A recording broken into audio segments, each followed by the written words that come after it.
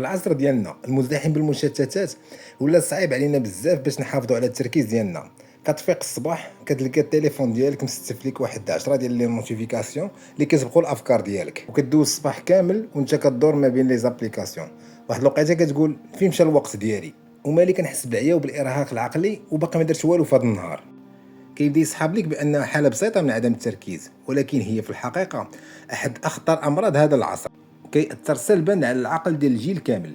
في 2024 اعلنت جامعة أكسفورد بأن كلمة العام هي تعفن الدماغ brain rot. المصطلح يصف تدهور المستوى العقلي والفكري اللي كيجي من استهلاك ديال المحتوى السطحي والتافه. العقول ديالنا اليوم ولات كتنهار بشويه بشويه بلا ما ننتبهوا، حيت ولينا كنخدموها بالطريقه الخطا. ولكن علاش كيطرى تعفن الدماغ؟ اول حاجه وسائل التواصل الاجتماعي.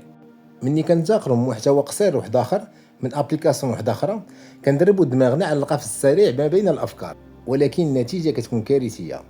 علاش؟ حيت دماغك ما خداش الوقت الكافي باش يستف الافكار كما موالف وكما خصو يستفهم. كتلقى راسك ما عقلتي على حتى شي حاجه.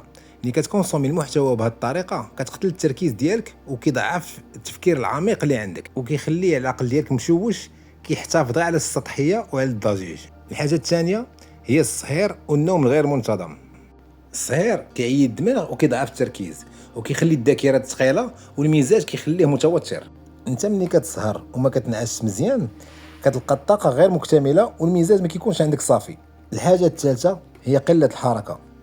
الا ما كنتيش كتحرك وكدير سبور في حياتك، وصول الدم والاكسجين للدماغ ديالك غادي يقل، وهاد القضيه غادي تقلل من القدره ديالك على التفكير وعلى الابداع.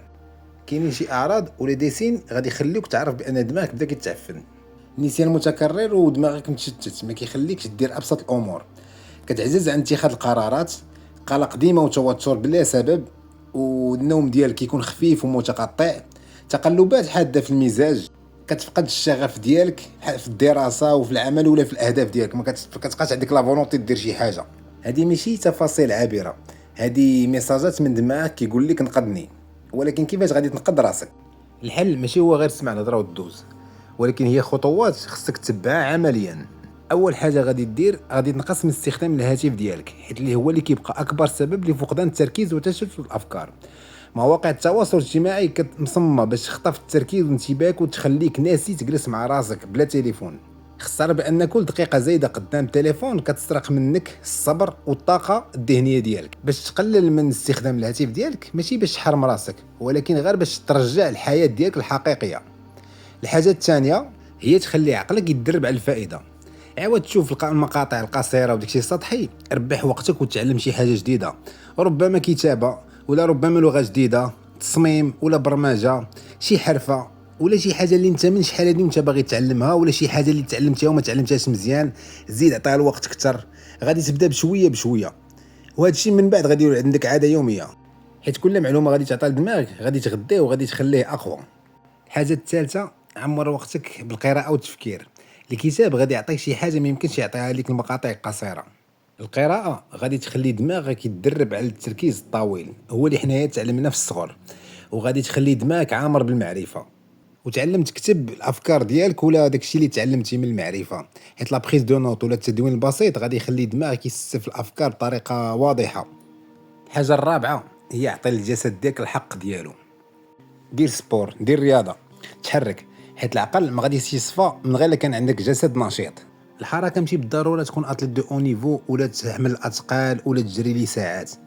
الا قدرتي تطلع نيفو مزيان، الا ما قدرتيش كدير لا مارش كل نهار لنص ساعه. لا مارش كل نهار غادي تجعلك تصفي الذهن ديالك، تستف الافكار وترد لدماغك لطبيعته يفكر بالطريقه اللي خاصو يفكر بها. الحاجه الخامسه نعس مزيان. النوم القليل ما غاديش يرحم لك دماغك، غادي يدمر لك الخلايا اللي عندك في الدماغ. النوم نورمالمون كيكون ما بين 7 ولا 8 ساعات في النهار. اثناء النوم المعلومات اللي اكتسبتي في النهار كياخذهم دماغك كيحللهم وكيسيستمهم بالطريقه الصحيحه وكيشدهم كيسوفغارديهم في الذاكره. هادشي اللي غيخلي الذاكره ديالك اقوى. الحاجه السادسه اللي ما خصكش تهمل هي الجانب الروحي، التقرب الى الله. كتجيب الصلاه وبالذكر. الغذاء الروحي كيجيب القران والصلاه والذكر والتقرب الى الله. هاد القضيه ما تقدر حتى شي حاجه تعوضها من غير هاد التقرب الى الله. وغادي تخليك ترتاح في حياتك وتعطيك واحد الراحه نفسانيه ما يمكن حتى شي حاجه من هادشي اللي قلنا قبل اللي تعطيها ليك، حيت كل حاجه وبلاصتها. غذاء العقل كيجي بالمعرفه والقراءه، غذاء الجسم كيجي بالماكله وبالسبور، والغذاء الروحي كيجي بالتقرب الى الله. الا قدرتي توازن ما بين هاد الثلاثه غتعيش حياه مريحه جدا. الى عجبك الفيديو ما تنساش لايك وتابونا في لاشين، بارطاجي الفيديو مع صحابك، وخلينا الراي ديالك في لي كومونتير. شكرا على وقتكم.